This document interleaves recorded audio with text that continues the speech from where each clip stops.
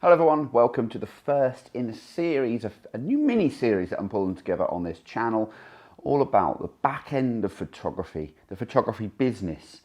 And I'm calling this series the Spotlight on Photography because we're going to do a three-part video series all about the photography business from the ground up really. We're going to be taking the first part today and looking at the portfolio and your progression, and then the second part is going to be about the marketing, pushing your work out there, and finally we're going to be looking at the money side of things and different ideas to make money in photography in the third part. Whether you're ready to go pro, whether you're ready to push in to start making money, the first thing we need to discuss is you, your portfolio and your work as a whole.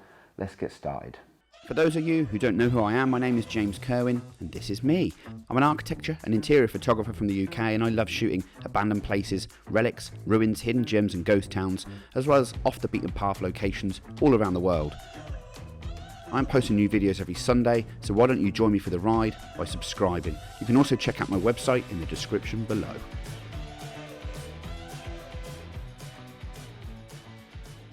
So in this section we're looking at your work, you, and what it is that you're shooting. And there's going to be four parts to this to start with. And what I mean by that is, are you going to be a fine art photographer? Are you going to be shooting architecture, interiors?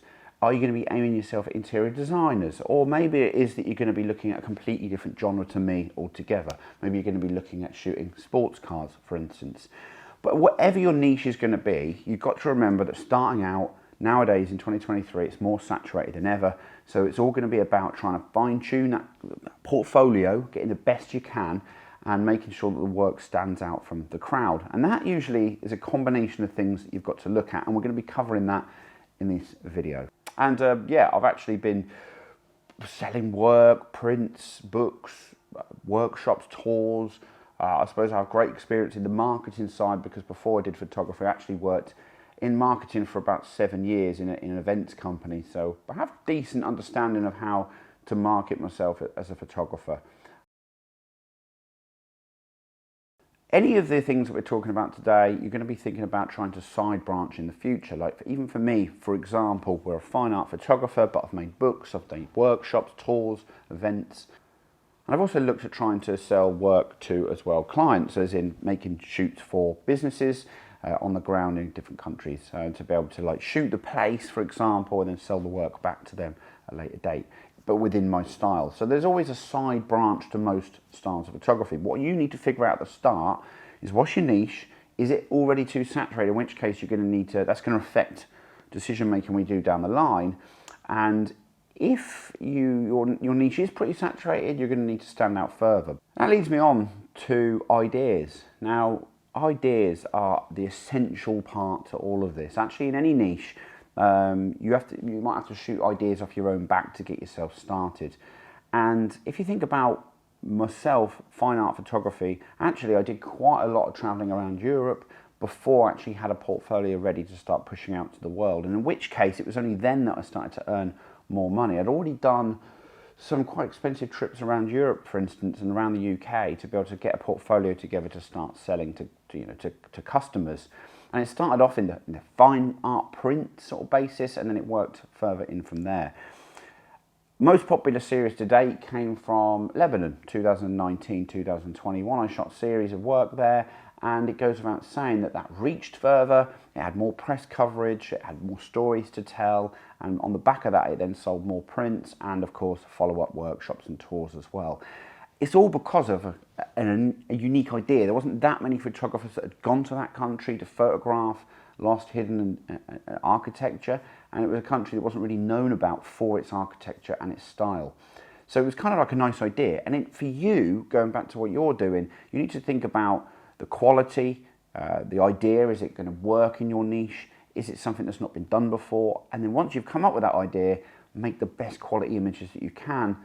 And usually you're looking at sort of somewhere between, it could be anywhere between, the lower the number the better the quality. So maybe like 5 or 6, it could even be somewhere like 8, 10, 12 images in one collection to push that first collection out there. So once you've got 2 minimum or 3 of these little ideas, you can start thinking about putting together a solid body of work and pushing it out into the wider world. My body of work actually allowed me, my ideas and bodies of work that I'd created, allowed me to pick up clients For example, in September I photographed in Saudi Arabia for a client who was renovating a palace, and they'd seen my work in France and they'd gone to work there, gave me an email and said, can you come over and photograph? You never know who's going to see the work, but the better the ideas that you have for that niche, the more quality contacts and information and money you're going to be making down the line. So it all ties in. When you select ideas for your website, you really should have unique ideas, especially if you're shooting like a documentary style rather than a kind of fine art style. And again, knowing your style is really important. If you're shooting, say, products, for example, you want to know what people are buying into, especially what clients in the high-end world are after, because that's going to be where the money is and what you're going to be chasing, okay? So style, ideas, and then kind of like your approach to it, they're all kind of really tied in together with that first part, understanding kind of where it is you want to go with your photography. Say, for example, you're trying to get into the press with documentary style photography. Well, imagine going to a place to document it.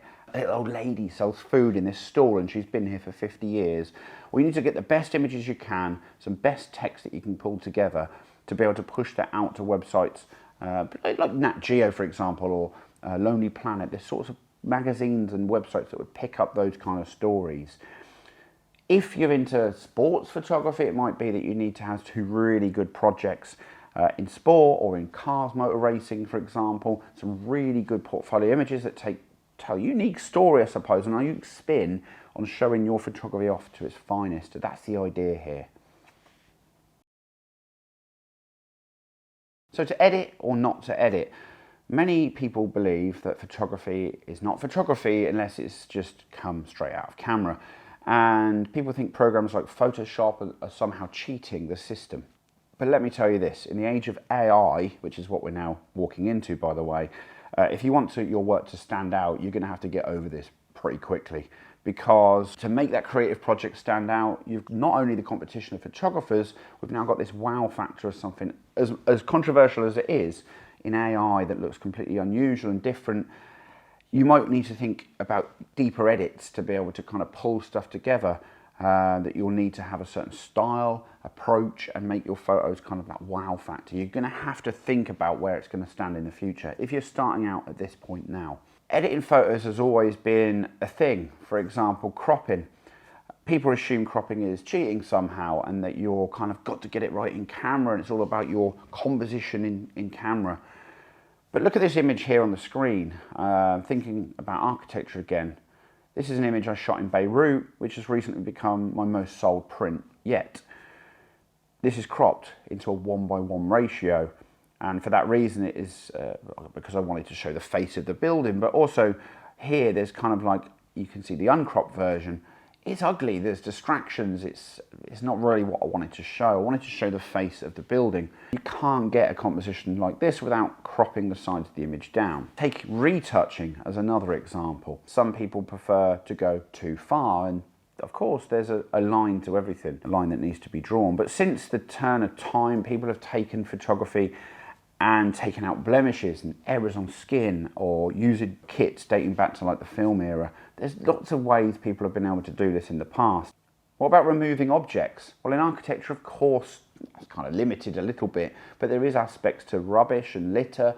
Use the tools I can in Photoshop to bring to life my idea or my photograph. It's not always as simple as just photographing the face of a building, for example, and presenting it to the end user. So what about removing objects in post? Is that cheating as well? Yes, of course, I also do it. In architecture photography, there might be litter on the floor. There could be like some issues with, for example, power lines that are in the way of the actual view. And we use all of the tools in architecture photography to be able to bring the best results possible to the end user. That's the whole idea. What you need to do, and what you need to think about, is using your camera to get the best results in that camera as you can, to then push it further and develop a style and the things we've spoken about already with post-processing as much as you want to. It's entirely up to you, but to try to create something that's kind of unique and shows your vision off. The end user in fine art photography, by the way, person buying wall art or buying books, they do not care if you've photoshopped the work. As long as it looks nice, it's pleasing, it's got that arty style to it. So in my line of work, editing really, I mean, nobody's criticising that. The only person that is tends to be a photographer. usually commenting on light, colours, overdoing it, saturation. Never, never, as an end user, somebody in an art place picked up my work and said, that doesn't look right. Okay, so you have your work. You have 2 or 3 ideas that you're ready to display. Now we need to think about your images. They're edited, they're ready to go. Now we need to select the edits for a portfolio. The first thing to do is to get other people's thoughts. You might have a selection of 20 or 30 images, and we want to really fine tune that and get it down to maybe 8 or even just 10 images to put into one collection or series on your website. Is there things like complementary colours in there? Is there things like certain aesthetic in the, let's take architecture for example, is there certain lines that suit each other? Is there ways that they kind of complement when they're sitting side by side on a website? The best shots only are required at this point. Match tones, make sure the portfolio is consistent throughout, make sure it's kind of ties in together. Next up, you need to build a website.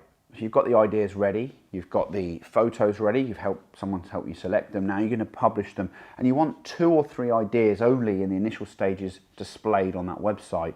You need to keep it tight, keep it displayed to a contact page, keep the portfolio page nice and clean, talk about your ideas, have some text in there, clean text, little sections, a little bit about you on a page, and of course if you've got products at this early stage, amazing, you can start promoting those through the web page as well.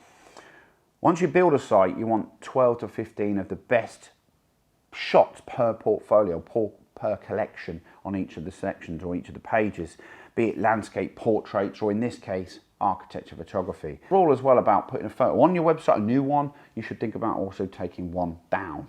So keeping it always quite tight in terms of like what you're showcasing is the best way. But if you've got a good idea, and a good selection of images, there's not really any ideas that should be removed from your website later down the line. You might be able to build that up into 6 or 7 really good quality ideas. I'm sure there's people out there that have done a better job of it than I. I'm always looking over my website and updating it and tweaking it and fine-tuning things. And as I move through 2023, I'm going to be doing that much, much more. I've actually got some, productions that I've got going out, some new collections, new work that I want to publish on that website.